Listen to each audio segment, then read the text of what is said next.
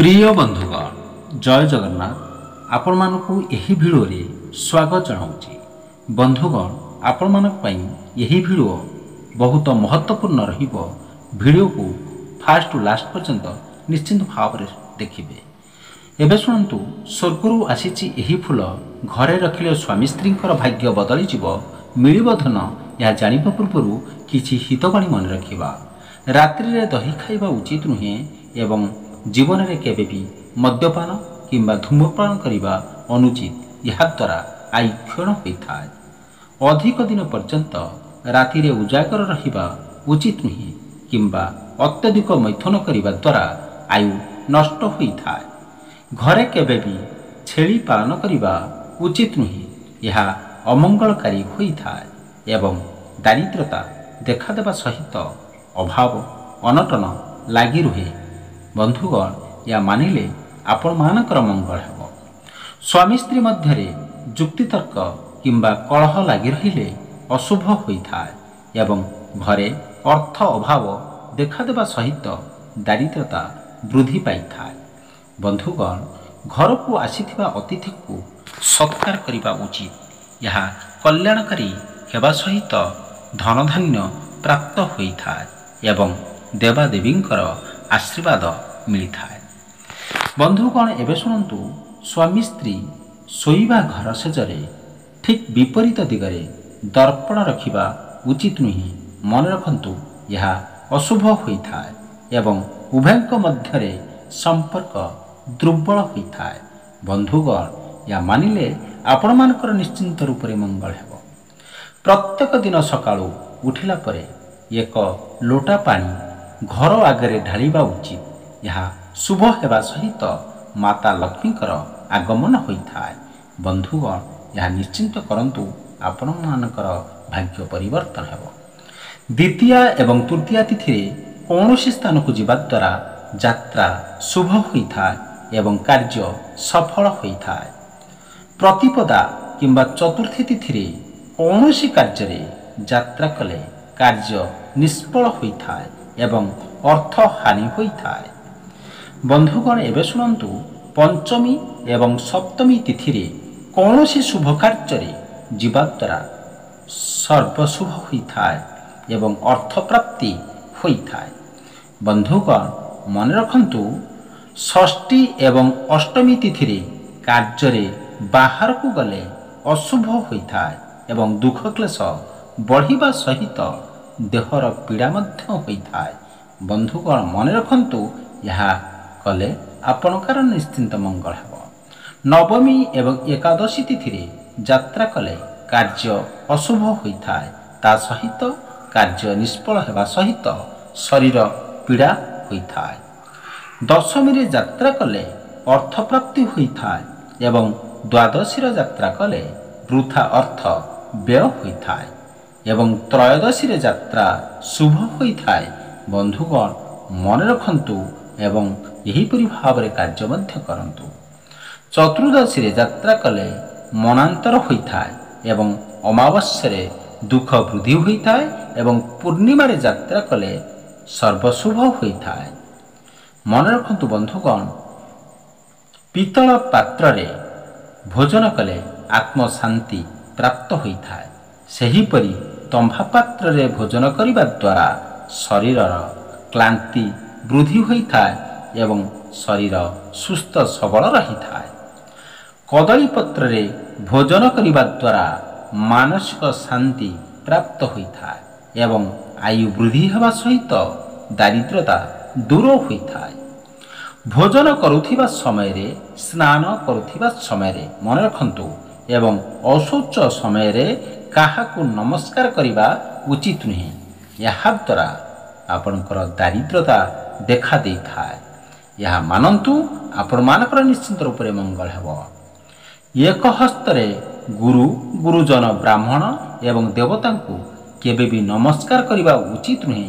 यह अशुभ हेबा सहित अमंगलकारी होता है।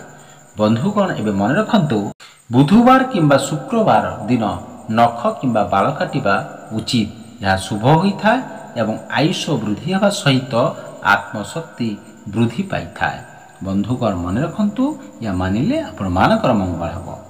ପିଲାମାନଙ୍କର ଜନ୍ମଦିନରେ ଖସା ତେଲ ଲଗାଇ ଗାଧୋଇ ଦେବା ଉଚିତ ଏବଂ ଖସା ଲଡ଼ୁ ଖାଇବା ଦ୍ୱାରା ବର୍ଷେ ପର୍ଯ୍ୟନ୍ତ ବିଘ୍ନନାଶ ହୋଇଥାଏ।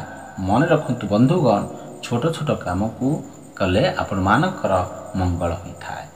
ଶନିବାର ଦିନ ଲୁହା ଜିନିଷ କିଣାବିକା କରିବା ଉଚିତ ନୁହେଁ। ଏହା ଅଶୁଭ ହୋଇଥାଏ ଏବଂ ବିଭିନ୍ନ ପ୍ରକାରର କ୍ଷତି ହେବା ସହିତ ଦାରିଦ୍ରତା ବୃଦ୍ଧି ହୋଇଥାଏ।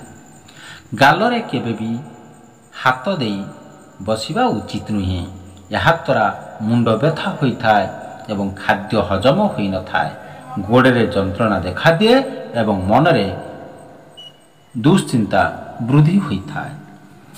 ବନ୍ଧୁଗଣ ଏବେ ମନେ ରଖନ୍ତୁ, ବାଛୁରୀ ସହିତ ଗାଈକୁ ଦେବୀ ସଦୃଶ ପୂଜା କଲେ ମାତା ଲକ୍ଷ୍ମୀଙ୍କର କୃପା ଲାଭ ହୋଇଥାଏ ଏବଂ ଘର ଧନଧାନ୍ୟରେ ପୂର୍ଣ୍ଣ ହୋଇଥାଏ। ବନ୍ଧୁଗଣ ଏବେ ମନେ ରଖନ୍ତୁ, ବିବାହ ସମୟରେ ବର କନ୍ୟା ଅଗ୍ନି ପ୍ରଦୂଷଣ କରିବା ଦ୍ୱାରା ଦାମ୍ପତ୍ୟ ଜୀବନ ସୁଖମୟ ହେବା ସହିତ ଶରୀର ସୁସ୍ଥ ରହିଥାଏ ଏବଂ ସର୍ବ ଦେବାଦେବୀଙ୍କର ଆଶୀର୍ବାଦ ପ୍ରାପ୍ତ ହୋଇଥାଏ। ବନ୍ଧୁଗଣ ମନେ ରଖନ୍ତୁ, ଜନ୍ମ ମାସ, ଜନ୍ମଦିନ ଏବଂ ଜନ୍ମ ନକ୍ଷତ୍ରରେ ବର ଏବଂ କନ୍ୟାମାନଙ୍କର ବିବାହ କରାଇବା ଉଚିତ ନୁହେଁ। ଏହାଦ୍ୱାରା ସେମାନଙ୍କର ଭିତରେ ଦୁଃଖ ବୃଦ୍ଧି ହୋଇଥାଏ। ବନ୍ଧୁଗଣ ଏପର୍ଯ୍ୟନ୍ତ ଯଦି ଆପଣମାନେ ଭିଡ଼ିଓକୁ ଲାଇକ୍ କରିନାହାନ୍ତି, ପ୍ଲିଜ୍ ଭିଡ଼ିଓକୁ ଲାଇକ୍ କରିଦିଅନ୍ତୁ ଏବଂ ଚ୍ୟାନେଲରେ ନୂଆ ଥିଲେ ନିଶ୍ଚିତ ରୂପରେ ଚ୍ୟାନେଲକୁ ସବସ୍କ୍ରାଇବ୍ କରିଦିଅନ୍ତୁ। ଏହାଦ୍ୱାରା ଆପଣମାନଙ୍କର ମଙ୍ଗଳ ହେବ। ସମାନ ଗୋତ୍ରରେ ବିବାହ କରିବା ଉଚିତ ନୁହେଁ। ଏହା ଅଶୁଭ ହୋଇଥାଏ ଏବଂ ବଂଶାନୁଗତ ରୋଗ ହୋଇଥାଏ। ସୁସ୍ଥ ମଣିଷ କେବେ ବି ଦିନ ସମୟରେ ଶୋଇବା ଉଚିତ ନୁହେଁ। ଏହାଦ୍ୱାରା ପାଚନ ଶକ୍ତି ହ୍ରାସ ହୋଇଥାଏ, ଆୟୁ କ୍ଷୀଣ ହୋଇଥାଏ, ଅଶାନ୍ତି ଏବଂ ଦାରିଦ୍ରତା ବୃଦ୍ଧି ହୋଇଥାଏ। ମନେ ରଖନ୍ତୁ ବନ୍ଧୁଗଣ, ଏହି ଛୋଟ ଛୋଟ କାର୍ଯ୍ୟ ପ୍ରତି ଧ୍ୟାନ ଦେଲେ ଆପଣମାନଙ୍କର ମଙ୍ଗଳ ହେବ। ନିଜ ସ୍ତ୍ରୀର ନିନ୍ଦା କେବେ ବି ଅନ୍ୟମାନଙ୍କ ପାଖରେ କରିବା ଉଚିତ ନୁହେଁ। ଏହା ଅମଙ୍ଗଳକାରୀ ହୋଇଥାଏ ଏବଂ ଅର୍ଥହାନି ହେବା ସହିତ ଦୁଃଖ କଷ୍ଟ ପ୍ରାପ୍ତ ହୋଇଥାଏ। ବନ୍ଧୁଗଣ ଏବେ ମନେ ରଖନ୍ତୁ, ଗର୍ଭବତୀ ମହିଳାମାନେ କେବେ ବି ଦାନ୍ତ ମୂଳକୁ କାଠି ଦ୍ୱାରା ଖୁଣ୍ଟିବା ଉଚିତ ନୁହେଁ। ଏହାଦ୍ୱାରା ସନ୍ତାନର ଅମଙ୍ଗଳ ହୋଇଥାଏ ଏବଂ ସନ୍ତାନର ଆୟୁଷ କମ୍ ହୋଇଥାଏ। ବନ୍ଧୁଗଣ ଏବେ ମନେ ରଖନ୍ତୁ, ଛୋଟ ଛୋଟ କଥାରେ କେବେ ବି ଶପଥ ନେବା ଉଚିତ ନୁହେଁ ଏବଂ ଏହା ଅମଙ୍ଗଳକାରୀ ହୋଇଥାଏ ଏବଂ ଜୀବନରେ ଦୁଃଖ କଷ୍ଟ ପ୍ରାପ୍ତ ହୋଇଥାଏ। ବନ୍ଧୁଗଣ ଏବେ ମନେ ରଖନ୍ତୁ, ଗରୁଡ଼ ପୁରାଣ ଅନୁସାରେ ଭୂମିକୁ ଗୋବରରେ ଲିପି ତା ଉପରେ ତିଳ ଏବଂ କୁଶ ବିଛାଇ ମରଣ ଆସନ ବ୍ୟକ୍ତିଙ୍କୁ ଶୁଆଇବା ଦ୍ୱାରା ବ୍ୟକ୍ତିର ପାପ ଖଣ୍ଡନ ହୋଇଥାଏ ଏବଂ ସ୍ୱର୍ଗ ପ୍ରାପ୍ତି ହୋଇଥାଏ।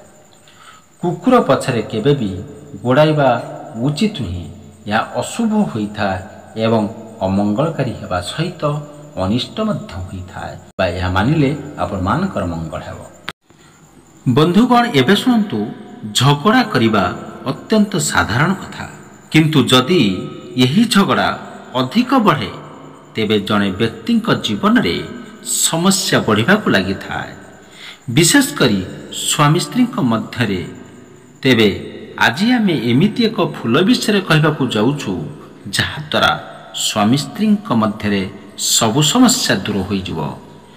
ଏପରି ପରିସ୍ଥିତିରେ ଆଜି ଆମେ ଏହି ଫୁଲ ଗଛ ଗୁଡ଼ିକ ବିଷୟରେ କହିବୁ। ଯଦି ଘରେ ଲଗାଯାଏ ତେବେ ସ୍ୱାମୀ ସ୍ତ୍ରୀଙ୍କ ମଧ୍ୟରେ ସମସ୍ତ ପ୍ରକାର ସମସ୍ୟା ସମାଧାନ ହେବ। ଏହି ଫୁଲ ଗୁଡ଼ିକରେ ମଧୁକାମିନୀ ଏବଂ ପାରିଜାତ ପରି ଫୁଲ ଅନ୍ତର୍ଭୁକ୍ତ। ମଧୁକାମିନୀ ଫୁଲର ସୁଗନ୍ଧ ଆଶ୍ଚର୍ଯ୍ୟଜନକ। ଏହା ସହିତ ଏହି ଫୁଲ ଅନେକ ଲାଭରେ ପରିପୂର୍ଣ୍ଣ। ଏହି ଫୁଲ ଗୁଡ଼ିକର ଅନେକ ଚମତ୍କାର ଗୁଣ ଆୟୁର୍ବେଦରେ ବର୍ଣ୍ଣନା କରାଯାଇଛି, ଯାହା ବିଷୟରେ ଆପଣ ମଧ୍ୟ ଜାଣିବା ଉଚିତ। ବାସ୍ତବରେ ଯଦି ଆମେ ମଧୁକାମିନୀ ବିଷୟରେ କଥା ହେବା, ଏହା ଏକ ଚିରସବୁଜ ଗଛ। ଏହି ଫୁଲ ଗଛର ନାମ କାମିନୀ, କୁସୁମ ସହ ଅନେକ ନାମ ଅଛି। ବାସ୍ତୁଶାସ୍ତ୍ରଙ୍କ ଅନୁଯାୟୀ ମଧୁକାମିନୀ ଗଛକୁ ଶୋଇବା ଘରେ ରଖିବା ଦ୍ୱାରା ଜୀବନକୁ ସୁଖ ଭରି ରହିଥାଏ। ଏହା ସମଗ୍ର ଘରକୁ ଖୁସିରେ ପରିବର୍ତ୍ତନ କରିଥାଏ। ଘରେ ଏହି ଗଛ ଲଗାଇବା ଦ୍ୱାରା ଖାଲି ସକାରାତ୍ମକତା ଆଣିନଥାଏ, ବରଂ ଅନେକ ରୋଗ ସମସ୍ୟାକୁ ମଧ୍ୟ ଦୂର କରିଥାଏ।